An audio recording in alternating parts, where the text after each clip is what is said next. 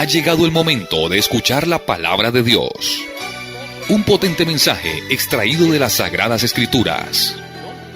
En la voz del pastor Carlos Hoyos. Pues entonces vámonos con la primera pregunta, hermana Mercedes. Bueno, pastor. Isaías 35:8. Quisiera saber que me explicara, pastor, a qué se refiere cuando dice la Biblia que por torpe que sea, no se extraviará. Para entender el texto, él debe de leer desde el verso 1. ¿Ya?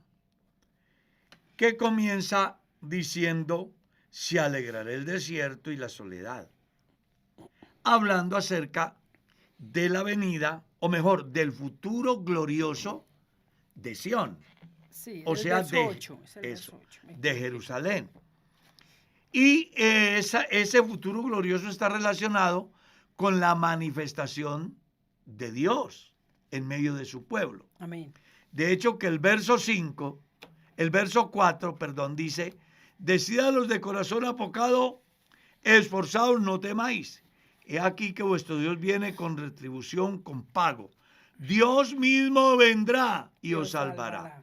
Y en el momento que Él se hace presente, entonces se dan los siguientes eventos. Los ojos de los ciegos serán abiertos y los oídos de los sordos se abrirán. Entonces el cojo saltará como un ciervo y cantará la lengua del mudo, porque aguas serán cavadas en el desierto y torrentes en la soledad. El lugar seco se convertirá en estanque y el sequedal en manaderos de aguas. En la morada de chacales, en su guarida será lugar de caña y juncos. Y habrá allí camino, y se llamará camino de santidad. No pasará inmundo por él, sino que él mismo estará con ellos. El que anduviere por este camino, por torpe que sea, no se extraviará. Es una profecía que le muestra al pueblo de Israel lo que será el futuro del pueblo de Israel en el momento que el reino de Dios se establezca, donde nadie vendrá a decir, ven, enséñame a conocer a Dios, porque así como las aguas cubren el mar, así la tierra será llena del conocimiento de Dios. El pasaje está enfocado en el texto que usted pregunta a lo que será el periodo milenial, donde el Señor se sentará y regirá las naciones, y la iglesia, cuyo ejército estará allí en cuerpos glorificados, haciendo justicia. Y claro, en este reino, el que vaya por este camino, por torpe que sea, no se va a extraviar, porque tendrá nada más y nada menos que la orientación del Rey, del Señor Jesús, que ya lo han leído. Es el Rey de Reyes y Señor de Señores. Amén. Esteban. Sí, señor. Aquí dice, Dios le bendiga, pastor. Quisiera saber sobre Josué capítulo 10, versículo 13 y segunda de Reyes 28. Él especifica, cuando Josué dice que se detenga el sol y la luna, ¿qué se detuvo? ¿Solo el sol o la tierra? ¿O se detuvo todo? Hay una discusión muy importante al respecto. ¿Ya? Pero yo creo, como dice ahí, pueden haber conjeturas científicas, pensamientos diferentes, pero hay algo muy interesante. Y es que la Biblia dice, el sol se detuvo y la tierra se paró. Eso es lo que yo creo. Sí, señor. No puedo dar otra explicación diferente. Así es, sí, Amén. señor. Y respecto a la segunda de Reyes 28, que ahí habla lo de Ezequías, ¿qué No, tiene que ver con el año bisiesto? Dice él. bueno, son hipótesis que las llevan inclusive al año bisiesto o al mes de agosto, hay un mes que tiene 28 días, febrero. Febrero. Pero son hipótesis que la gente hace. yo les motivaría a creer como está ahí. Dice que hizo devolver 10 grados atrás el sol en el reloj de Acaz, que equivalió a 15 años de vida del rey Ezequías. ¿Me hice entender? Sí, señor. Esos 10 grados es el equivalente a que Dios lo hubiese rejuvenecido, devuelto, ¿ya? Sí, señor. Para que pudiese vivir 15 años más de vida. Ya el asunto del mes, del año, pues son hipótesis, son simplemente conjeturas que realmente con un texto bíblico no se puede explicar. Solo se puede decir lo que está escrito. Dice la Biblia que Isaías oró y Dios escuchó la oración y, Ezequías, según el capítulo 38 del libro del profeta Isaías, entonces Dios hizo devolver el reloj de Acaz 10 grados atrás. Es como si hubiese regresado el segundero y el minutero del reloj, el equivalente a 15 años. Tremendo. Pastor, Tremendo. hay otra pregunta que dice, Jesús dijo, toda potestad me es dada en el cielo y en la tierra, en Mateo 28, Sí. 18. ¿Quién tenía la potestad y la autoridad antes de él expresar eso? La pregunta refleja una inquietud de los creyentes o de las personas con relación a el comportamiento de Jesús en diferentes temas en la Biblia. Entonces dicen, él tiene esa inquietud, pero hay otro que dice, ¿con quién hablaba Jesús cuando dijo, Exactamente. Dios mío? Es lo que por ahí va enfocada la... ¿Cierto? O ¿por qué Jesús dijo, glorifícame al lado tuyo? O ¿por qué Jesús dijo, Padre, en tus manos encomiendo mi espíritu? O ¿por qué dijo, descendamos, hagamos, confundamos? Porque tienen muy metido en su estructura doctrinal el concepto politeísta. Y eso hace que no puedan ver las diferentes expresiones de Jesús en sus diferentes campos. Entonces, voy a tratar de hacerme entender. Y además agradezco a la persona que hace la pregunta. Si miras a Jesús como el hijo de José y María, es una cosa. Es el muchacho que está sujeto a sus padres. Es el hijo, según dice el Evangelio de Lucas. Si lo miras como el hombre, hijo del hombre, en la condición de hombre, pues es un hombre, como dice el escritor a los Hebreos, tentado en todo según nuestra semejanza. ¿Está claro? Si lo miras como el hermano que redime, según Hebreos 2, entonces él es tu hermano, él es mi hermano. Si lo miras como sacerdote, entonces le encuentras sentido a San Juan 17, la oración del intercesora del sacerdote. Aquí lo que tenemos que entender es cuál es la posición de Jesús, lo que Jesús hace en el momento que lo hace. Y no tomar la parte por el todo. Porque Jesús tiene una particularidad que incluso se puede ilustrar a través de la vida del mismo ser humano como tal. Para ilustrárselo, perdonen, voy a usar mi nombre. ¿Cuál es el nombre del pastor del Boyacá Real? Carlos Hoyos.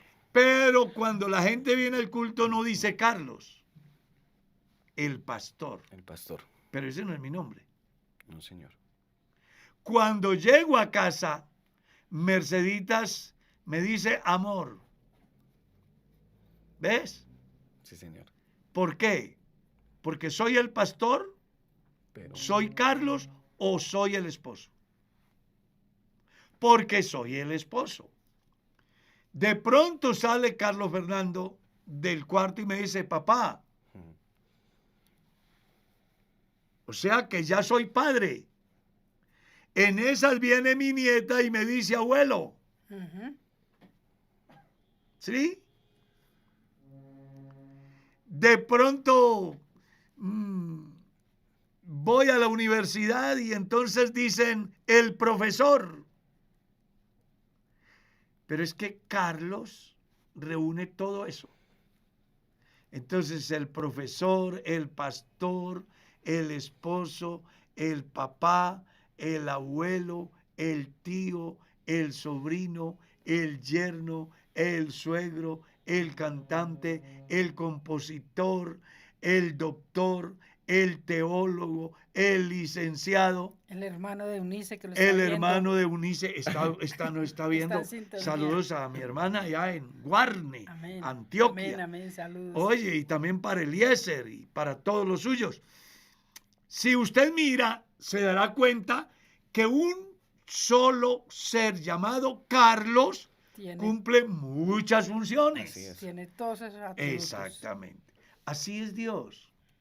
Entonces, cuando Jesús está haciendo o nombrando la gran comisión o enviando la gran comisión, pues les está diciendo, ustedes no van solo, porque yo he estado con ustedes.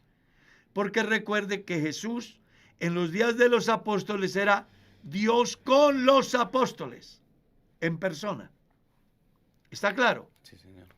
Dios en persona con los apóstoles.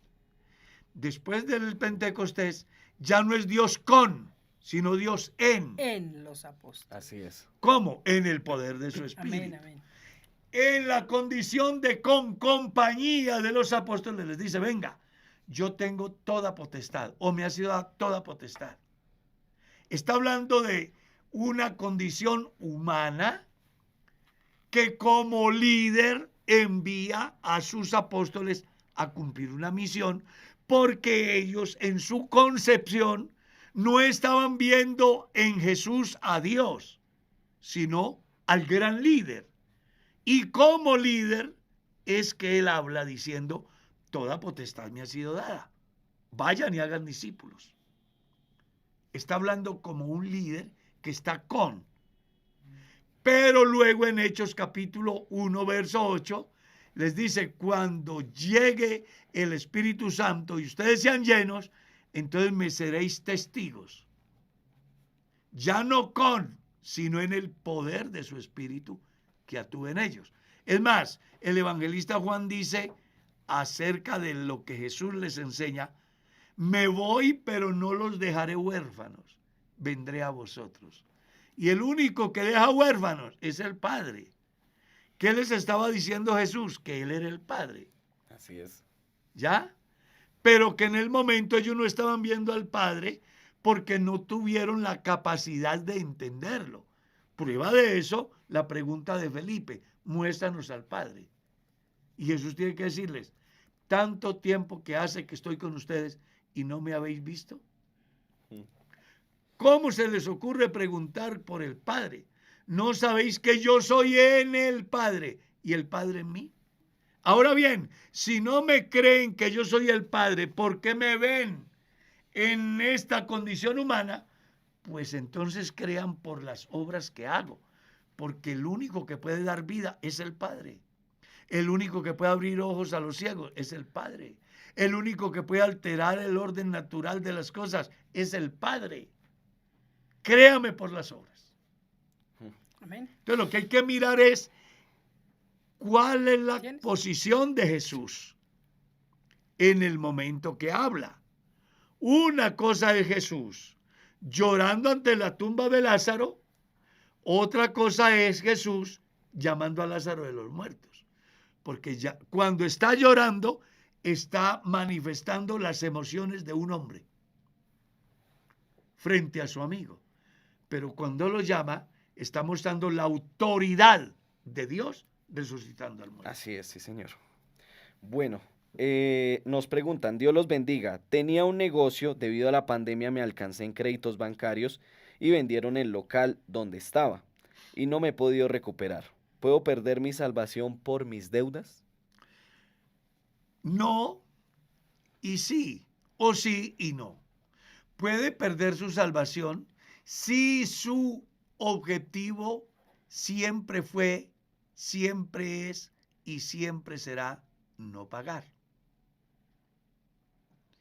Pero si en su conciencia sabe que hay una deuda y que quiere pagarla, hable con sus acreedores.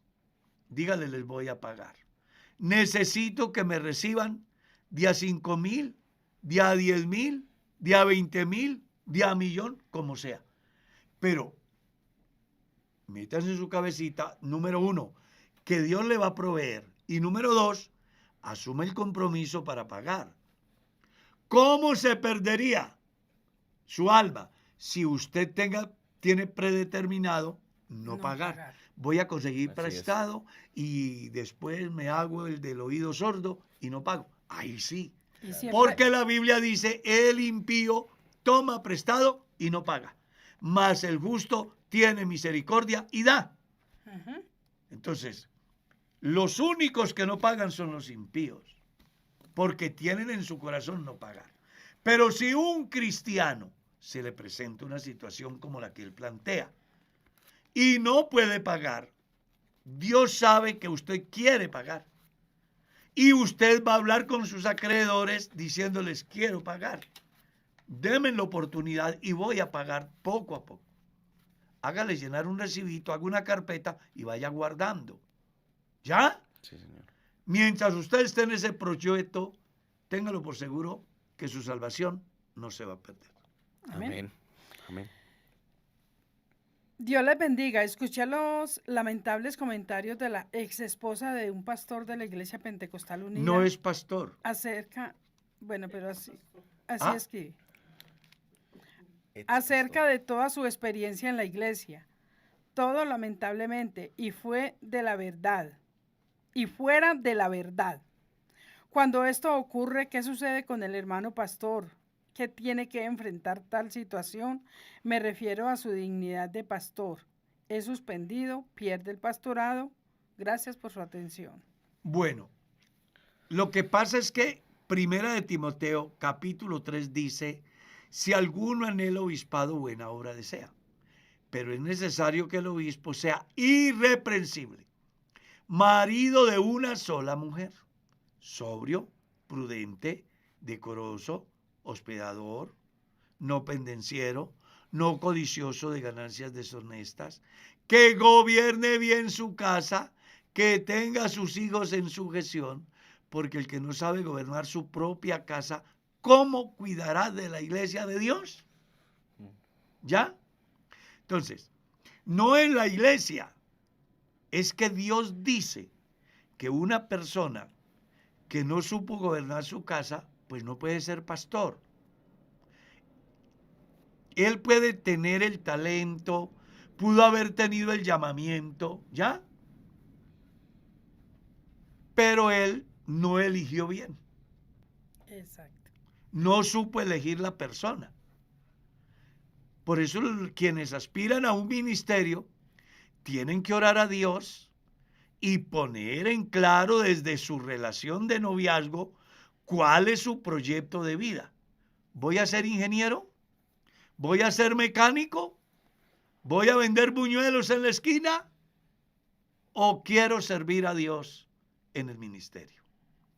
Y generarle conciencia a la otra personita acerca de lo que es su proyecto y hacerle saber que si no está dispuesta a acompañarle en ese proyecto de vida, puede ser una diosa hermosa, pero no puede ser la esposa para un pastor. El pastor, las personas que aspiran al ministerio, siendo solteros, tienen que poner cuidado de quién se enamoran. Porque muchas veces una mala decisión frustra mi proyecto de vida en el área espiritual, que no solamente me puede afectar aquí, sino también para la eternidad. sí debe de poner cuidado. No es la iglesia, es Dios el que enseña en su palabra. ¿Qué pasa con ese pastor? Pues que si la esposa lo abandona, si la esposa se divorcia por X, Y o Z, con razón o sin razón, él no puede ser pastor. No puede ser. La iglesia no acepta pastores divorciados, Ni separados, ni que maltraten a la esposa, porque si eso se llega a descubrir, pues hay llamado de atención, hay disciplinas e inclusive destitución. Amén. Dios les bendiga. Mi pregunta es, Jesús convirtió el agua en vino. Como cristianos no debemos beber vino. ¿Antiguamente sí se podía? Bueno, lo que pasa es que una cosa es el vino que Jesús hace como un milagro. Otra cosa es el que hacen en la fábrica. ¿Ya? Resulta que quien hace la pregunta de pronto no ha leído el libro de Proverbios. Dice, al vino ni lo miréis cuando rojea en la copa, porque entra suavemente y como serpiente morderá. Ese texto debía de leerlo el creyente. Debía de leer el otro. No os embriaguéis con vino en el cual hay disolución. Debía de leer el otro. El vino es escarnecedor y la cerveza alborotadora. ¿Ya? Entonces, ¿por qué nosotros tener la inquietud sobre el vino? Nos llama mucho la atención, es algo indispensable para vivir bien. ¿Qué beneficio me trae el vino cuando yo me consumo una copa de vino ahora aquí? Salgo a la calle y voy conduciendo mi vehículo, me para el policía de tránsito, me hace un examen de alcoholemia, me sale positivo, el carro se va para los patios y me hacen un comparendo. Y si desgraciadamente atropello a una persona y se muere, me voy para la cárcel 25 o 30 años. ¿Por qué a un creyente le parece tan importante el vino? Eso me hace acordar de un creyente en una iglesia. Me invitaron a una iglesia. Y un creyente presentó como proyecto de grado la creación de una nueva cerveza. Y se la han aprobado. Él me dice, pastor, ¿yo puedo tomarme una cerveza para la sed? Uno dice, ¿y por qué no más bien pregunta, ¿puedo tomarme un vaso de agua? Una limonada. Una limonadita. ¿Por qué tiene que ser la cerveza? Cuando la Biblia está llena de pasajes que hacen ver que para el cristiano no es saludable el consumo de vino. Y que la misma legislación, hablo de Colombia, es prohibido consumir vino antes de conducir un vehículo, porque lo intoxica y le puede sacar del estado, ¿cómo se dice?, sobrio. Yo creo que Jesús convirtió el agua en vino, pero una cosa es un milagro de Jesús sin alcohol. Era tan diferente el vino que ¿qué dijo la gente? Maestro, ¿de dónde sacaron este vino? Porque es que a la gente siempre se le da el mejor vino al principio y después se le da el más malo cuando ya no saben establecer la diferencia. Pero tú has dejado el mejor vino para después. Claro, era el resultado del milagro de Dios. No era alcohólico. Sí, señor. Yo también tengo entendido que para esa época el vino no estaba fermentado. Era exprimir las uvas. Era el jugo de uva, que era el que llamaban vino. Había un lagar. No, pero también había fermento. Sí había fermento. Sí, claro, había fermento. Aquí lo importante es que los creyentes entiendan que Dios es claro. No miréis el vino cuando rojea en la copa. Amén. Porque entra suavemente y al fin como serpiente morderá. Desde el punto bíblico.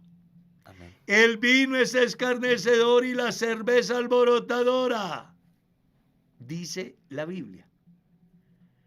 A la iglesia de Éfeso le dijo, no se embriaguen con vino. Salomón a su hijo le escribe, ¿para quién el hay? ¿Para quién los golpes en balde? ¿Para quién lo amoratado de los ojos? Para los que consumen vino. Alguien dirá, no, pero es que una sola copa. Nadie se embriaga si no se toma una. El punto de partida es una. Sí. No, que yo tengo el autocontrol. Tómese una copa, coja su vehículo y cuando lo pare el tráfico, entonces que le hagan el examen de alcoholemia, se dará cuenta que una sola copa de vino produce o inhabilita de alguna manera ciertos sentidos en el individuo que llega a ser sujeto de sanción porque pues no es permitido conducir un vehículo con grados de alcohol en la sangre. Amén. Pastor, quisiera que me explicara cuál es la causa por qué algunas iglesias no crecen. Es muy relativo, ¿ya? Hay muchas cosas que se pueden dar para que una iglesia no crezca. Un hombre fue enviado a un lugar a cumplir la misión de pastor. Pero vino un día y le dijo a su superior, necesito que me traslade, porque allá no hay nada, eso allá no funciona. El superior le preguntó, ¿y qué ha hecho usted? Dijo, nada. Entonces, pueden haber comunidades cristianas que no crecen porque el pastor no hace nada. Yo espero que no me vayan a malinterpretar, ni más faltaba.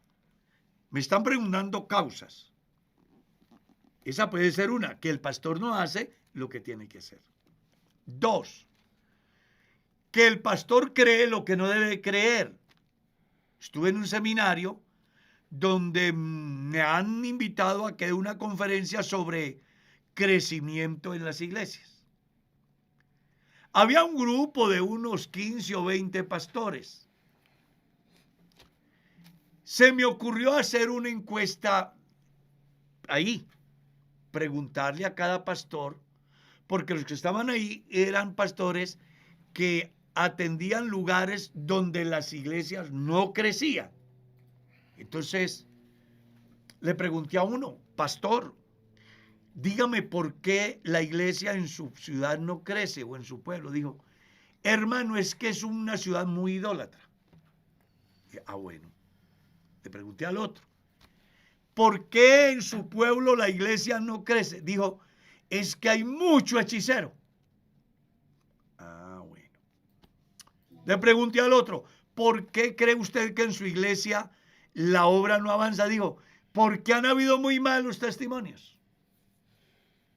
Le pregunté a otro, ¿por qué su iglesia no crece? Es que hay muchas religiones ahí. En cada esquina hay una iglesia. Al final llegué a la conclusión que los que estaban allí predicando pensaban más en el potencial del enemigo que en lo que él ofrecía. ¿Ves? Y es de la vida real. Eso lo viví yo. Tuve la oportunidad de ser directivo en un distrito. Visité un pastor. Le pregunté. Voy a hacer, porque esto vale la pena que la gente lo conozca. Voy a contar 2 anécdotas reales que yo lo viví como pastor. Le digo al pastor, Dios lo bendiga, ¿cómo está? Pues hermano, mal. Pero ¿cómo que un pastor está mal? Dijo, es que éramos 4 y ya quedamos 2. O sea, habían 4 creyentes y se habían desplazado 2 creyentes. Le pregunté, ¿ya evangelizó todo el pueblo? Dijo, aquí la gente no le gusta el evangelio. ¿Ha hecho algún culto al aire libre? La gente odia el evangelio. ha sido evangelizar a las veredas. La gente no acepta el evangelio. ¿Ya? Visité otro. Le dije, venga. Y usted ya evangelizó todo el sector. Dijo, hermano, la verdad es que a las 6 de la mañana pasan vendiendo el tiempo. Enseguida pasan vendiendo el pescado. Y enseguida pasan vendiendo la leche. Para luego yo salir a llevar el evangelio. Dios sabe lo que yo sentí ante esos dos eventos que he mencionado. Porque a los que fui a darles la conferencia, me hicieron pensar que ellos estaban ofreciendo un producto igual al que ofrecía el hechicero, Exacto. el idólatra, el apóstata. ¿Ves? Y resulta que el pastor de la iglesia debe de tener una confianza plena de que el producto que él ofrece no tiene competencia. Amén, amén. No tiene competencia. Usted escucha en los medios de comunicación ofreciendo productos. ¿Sí? Las mujeres ofreciéndose. ¿Cierto? Pero los productos buenos, la gente sabe dónde están. ¿Qué necesidad tiene alguien que le hablen bien de un BM o de un Mercedes o de un Ferrari o de un vehículo de esos? No, la publicidad es de los vehículos que usted lo aborda hoy y a la cuadra lo deja. Las mujeres buenas no se exhiben, no se ofrecen. Son como las joyas. Hay que buscarlas profundamente. Los diamantes, las esmeraldas, las perlas, todo lo valioso está escondido. Porque no tienen competencia y la gente lo busca. Cuando yo predico el evangelio, estoy presentando un mensaje que no tiene competencia. Es que no tiene competencia. Yo, en mi caso personal, como pastor, por 44 años, no he tenido competencia como pastor, porque yo he predicado al único Dios. Amén. Los otros predican varios, pero yo he predicado el único Dios. Y por eso digo con autoridad moral que hasta aquí Dios nos ha ayudado. Amén. Y fuimos, por ejemplo, a un lugar donde habían 4 hermanitos.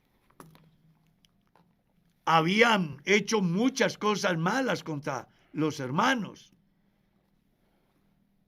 Se reían diciendo que si habían acabado en el pasado, pues que ahora no sería la excepción. Estuvimos allá y bautizamos más del 10% de la población. Más del 10% de la población. Entonces yo creo que para un hijo de Abraham no hay tierra estéril. Para un hijo de Isaac siempre habrá agua en el desierto. Para un hijo de Jacob las ovejas flacas se engordan y las de un solo color se vuelven rayadas.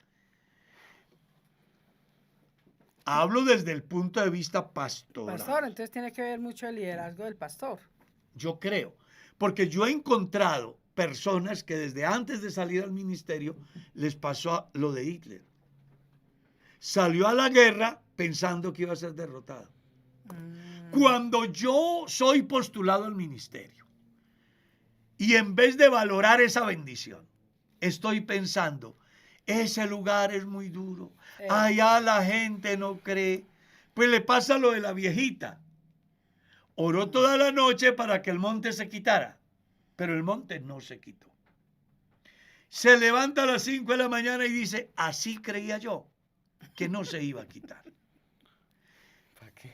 El predicador debe de ir convencido. Sí, número 1, que está enviado por Dios. Número 2, que el producto que ofrece es único. Es único. Que no tiene competencia. No lo con compare nadie. con mormonismo, ruselismo, calvinismo, catolicismo, gregorianismo, no lo compare. El producto que usted como Amén. pastor ofrece es único. Amén, amén, así es. Entonces viene la otra pregunta. Pero si yo lo hago y no veo el resultado, pues tampoco se debe preocuparse. Dios lo mandó a predicar. Dios lo mandó fue a predicar. Un día me llamó un pastor y me dice, pastor, voy a entregar el ministerio. ¿Y por qué lo vas a entregar? Digo, porque llevo 5 años acá y mis superiores me piden resultados, estadística. Yo le pregunté, ¿y qué ha hecho usted en 5 años? Digo, predicar. Y le dije, siga predicando. Dios lo Pablo mandó no a le escribió a predicar. los corintios, Dios no me envió a bautizar sino a predicar. Aunque algunos salen por ahí diciendo que lo mandó a bautizar, ¿no? Pero Pablo mismo dice, Dios no me envió a mí a bautizar sino a predicar. Y le dice, por ahí bauticé a la familia y creo que a alguien más. Entonces, la misión del pastor es predicar. Si yo soy íntegro, soy leal y hago mi trabajo, yo debo también de quitarme Dios la hará. carga Amén. que a veces se echan los Dios pastores. hará la obra, sí. Dios dará el crecimiento. Claro. Así es. ¿Qué dijo Pablo? Yo sembré Apolo Apolo regó, regó. el crecimiento. Lo da. y Así Apolo es. regó, pero ¿quién da el crecimiento? Dios. Dios. Entonces yo como pastor debo de cumplir la misión, sabiendo que le estoy sirviendo a Dios, que estoy presentando el mejor producto de toda la creación, del mundo en que vivimos y de los otros miles de universos. No hay un mensaje más completo que el mensaje del Evangelio. Amén. Amén. Es así único. Amén. Amén. Si donde está no ve resultados, pues siéntase satisfecho con el deber cumplido. Pues si lo ha cumplido, ¿no? Por eso. Si lo ha cumplido. Si lo ha Si cumplido. no es que está atemorizado entonces y no grave. sale y Claro. no sale a predicar, a Claro. hablar. a ¿Qué hacíamos evangelizar. nosotros en los pueblitos? Comenzábamos en la última casa y íbamos cuadrita por cuadrita hasta que terminábamos arriba. Volvíamos y comenzamos. Cada vez que se hacía una barrida, encontramos un apartado, una familia que quería Sí, recibir amén. a Cristo, pero nosotros muchas veces nos dedicamos a otras cosas. Por eso yo siempre he creído que el pastor debe de estar convencido de que Dios lo llamó Amén. y que debe de cumplir la misión. Así es. A mí así me es. dijo el pastor que me envió al ministerio, Pastor Carlos. Hasta aquí Dios, a través de su trabajo, le ha previsto el sustento. Pero a partir de hoy, Dios va a ver por usted. No haga otra cosa diferente que predicar. Amén. Y yo he tenido días de predicar 6, 7, 8 veces. Todos los días yo predico más de una vez. ¿Ya? Porque creo que ese es mi trabajo. Amén. Así es. Y si, hombre, hay una lógica, una goterita continua rompe una roca, ¿qué no hará el mensaje del Amén, Evangelio amén, amén. todos los días? Dando. Nosotros hacíamos un trabajo muy interesante. Yo recuerdo, fuimos a un pueblito donde no querían saber nada del Evangelio. ¿Y qué hacíamos Merceditas y yo? Cogíamos la guitarra a las 2, 3 de la mañana. El pueblo era tan grande que con 1 o 2 canciones le dábamos la serenata. No querían saber nada de nosotros. Pero el otro día yo salía, 10 de la mañana, y la gente me decía, pastor, gracias, qué serenata tan linda. Cantaba y yo tiraba los folletos Los debajo de la folletos. puerta. Hacíamos ese trabajo. Dio mucho En resultado. ese pueblo bautizamos más del diezmo Amén. del pueblo. Amén. Dejamos un salón construido y una iglesia establecida. Amén. Entonces, si a usted como pastor no le crece la obra, tampoco se eche la carga pensando que es usted el que la hace crecer. No, haga usted lo que tiene que hacer, Exacto. que es predicar, y deje que el crecimiento lo da Dios. Eso sí, no permita ninguna duda en su vida en el sentido de su trabajo. Recuerde que usted presenta lo más valioso, lo Amén. mejor, Amén, lo así es. único, que no tiene nadie para ofrecer. Amén, amén. ¿Ya? Así es, amén. Dios les bendiga. Sé que la doctrina del Calvario son 11, pero ¿podría explicar una breve explicación? Dice que es propiciación, expiación, reconciliación, redención, justificación, santificación, liberación, limpieza, perdón, salvación y sanidad divina. Está No, pues es cortico. que hay, no, pero la persona tiene información. Pero eso es subjetivo, Sí, señor. eso es subjetivo. Porque eso va a depender de la escuela de pensamiento. Yo solo digo lo que dice Merceditas. ¿Sabe qué dice ¿Qué Merceditas? digo? ¿Qué dice? Cuente. Ella dice, yo no entiendo Apocalipsis, pero lo que sí entiendo es que Jesucristo me salvó. Eso es lo que dice Mercedita, ¿no? Entonces, a veces nosotros tratamos de encontrarle muchas cosas a muchos términos Así es. porque pensamos que eso es, no sé, no, y está bien que se preocupen por el crecimiento en el conocimiento, pero pues a grandes rasgos, las palabras que aparecen ahí están, es más, el término 11 es un término que viene por vía exegética, no lo dice la Biblia. 11 son. No. Yo he leído que son 32 doctrinas fundamentales, 50 elementales, pero eso viene por vía exegética. No bíblicamente, no lo dice la Biblia. Bíblicamente solo hay una doctrina. Cristo murió y resucitó. Amén. Amén. Con un objetivo, justificarnos. Si yo puedo creer con todo mi corazón que Jesucristo murió por mis pecados y resucitó para mi justificación, lo tengo todo. Así es. Amén, amén. Amén, amén. Pasa como cuando me visitan dos importantes líderes de dos comunidades, entre comillas, cristianas, para hablarme del proceso de paz, de la intervención de la iglesia en el proceso de paz en los tiempos de Pastrana. Están muy motivados hablando conmigo. De repente uno de ellos dice, ¿esta iglesia qué es? Y esta es la Iglesia Pentecostal Unida de Colombia. Ah, ustedes son los huérfanos. Me dijeron. Y me quedé callado. Porque ustedes no creen sino en el Hijo. No creen en el Espíritu Santo ni en el Padre. Y comienza su discurso. Yo callado. De repente el otro pastor le dice, oye, pero es que esta iglesia no está tan mal. ¿Cómo así? Y yo, no. Es que la Biblia dice que el que tiene al Hijo tiene vida eterna. Entonces, si uno tener a Cristo implica la vida eterna, dígame qué más necesita usted. Amén, así Amén. es. Sí, señor. ¿Está claro? Sí, señor. Amén. No es que esté echando por tierra el pensamiento de la personita que pregunta. Está bien. Sí, señor. Pero le hago saber que es muy subjetivo. Ujú. La Biblia solo habla de la doctrina. Ten cuidado de ti mismo y de la doctrina. El que no se rija conforme a la doctrina, guardaos de la doctrina de los fariseos. La Biblia siempre habla es de la doctrina. Y la doctrina cristiana es el Evangelio. Amén. En el Evangelio están todos los elementos que el individuo necesita para ser salvos, que nosotros le llamamos X, Y o Z en razón a las palabras que aparecen y que tienen determinada función. Pero que aquí lo que más importa hoy es que usted entienda que Cristo murió por nuestros pecados Amén.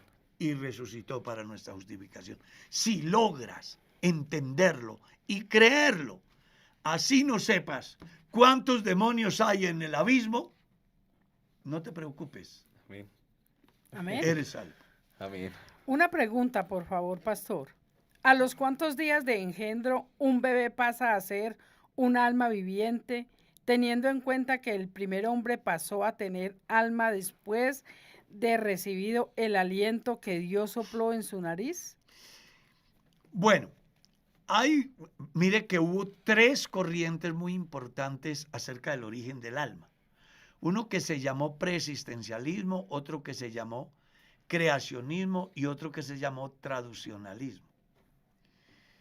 Y los traducionalistas decían que viene a ser un ser viviente en el momento que se une el esperma al óvulo, que es fecundado el óvulo. Ahí ya es una vida. Y la pregunta está diciendo algo muy importante. ¿A partir de qué momento se llama engendrado? Pues a partir del momento que lo engendró. A partir de ese momento es un alma. Es un alma. Porque tiene vida. Tiene el hálito de vida. Prueba de que tiene vida, que el esperma llegó hasta donde tenía que llegar. Y fecundó el óvulo.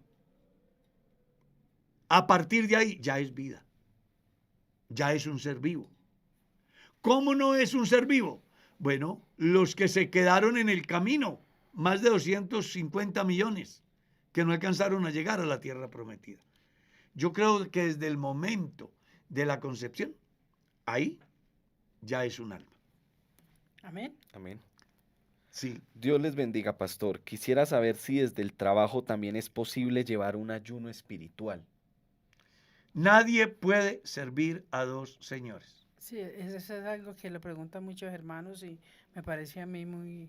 que se Debe de- van, viajan, suben, bajan y es que están No, aguantando pero hambre. Están desaguantando hambre, sí. lo interesante de todo es que nadie trabaja las 24/7, los 365 días. Siempre habrá un día que, entre otras cosas, por ley, tiene libre. Entonces, busque el día que tenga libre y haga su ayuno. Sí, yo creo que es mejor Así sacar es. un determinado día. Claro. Así no sean muchos en el año, en el mes, pero que sea directamente. Pero uno se encuentra con hermanos que, no, hermano, es que estoy haciendo unas vueltas en el centro, pero estoy ayunando. ¿Cómo así? Eso no. O se van a viajar, estoy ayunando. Digo, están aguantando hambre porque Claro. deben de decir. Ahora, yo sé que hay hermanos que lo han hecho y quiero felicitarlos. Pero Pero les no. recomiendo que busquen el día, Exacto. porque no siempre.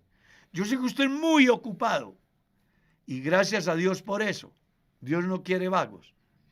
Pero siempre habrá un día, puede ser un festivo, puede ser un domingo, puede ser el día de descanso. No, usted trabaja 15 días y el segundo miércoles queda libre. ¿A le gusta estar en la presencia de Dios en oración y ayuno? Aproveche ese día. Amén, amén, amén. Así es. Amén. Sigamos. ¿Yo? Sí, sí, señor. Preguntas tengo. Pastor, ¿está bien que un pastor de nuestra iglesia le haga ceremonia a unos simpatizantes? Ningún pastor puede hacer ceremonias, y no lo digo yo. Yo espero que no me malinterpreten. Cuando hablo con esa seguridad es porque tengo conocimiento de causa. Desde el reglamento interno de la iglesia, las directrices de nuestros superiores son claras. No se le puede hacer ceremonia a personas no convertidas. Deben de ser bautizados ambos para poderse hacer una ceremonia matrimonial. Si un pastor lo hiciera y eso llegara a oídos de los superiores, investigarían, le llamarían la atención y dependiendo de los móviles puede dar no sé hasta dónde. Porque la iglesia sí es estricta en ese campo. Amén. Amén. Amén, sí, señor. Dios les bendiga. En Apocalipsis 5, versículo 7, y Isaías 11, versículo 1, dice que fueron enviados a toda la tierra. ¿Puede un creyente anhelar tener sabiduría, inteligencia, consejo, poder, conocimiento y temor? Claro, esa es la expresión del Espíritu Santo en la vida del cristiano. En Isaías 11 refleja las cualidades del Mesías ejerciendo su autoridad en el reino. Si lees todo el capítulo, es una profecía netamente mesiánica y que va dirigida al periodo del reino.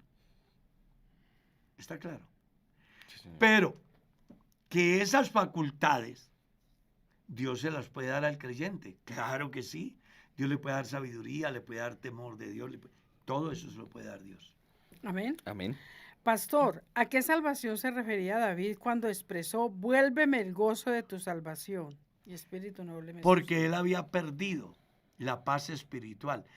Es que resulta que las personas que estamos acostumbrados a tener a Dios en la vida, el día que no lo sentimos, no hay paz. No hay paz. Y él era un rey, pues, conforme al corazón de Dios. Un día contrista el Espíritu de Dios en su vida. Recuerde que el Espíritu de Dios, la unción solamente era para el sacerdote, el profeta y el rey.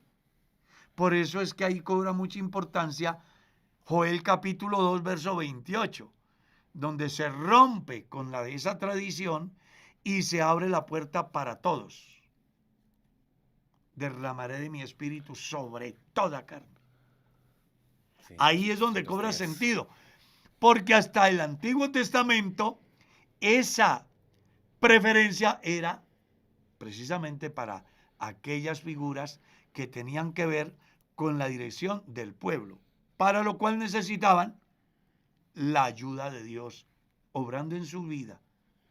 Y el día que David lo contrista a causa del pecado, en su oración, primero reconoce su pecado, según el Salmo 32, y en el capítulo 51 hace la confesión y reconoce su estado y sabe que para seguir cumpliendo la misión necesita el gozo de la salvación y el Espíritu Santo otra vez en su vida. Amén. Para Amén. Poder enseñar a los pecadores sus caminos, Amén. A los transgresores sus caminos, y los pecadores se convertirán a Dios. Amén, así es.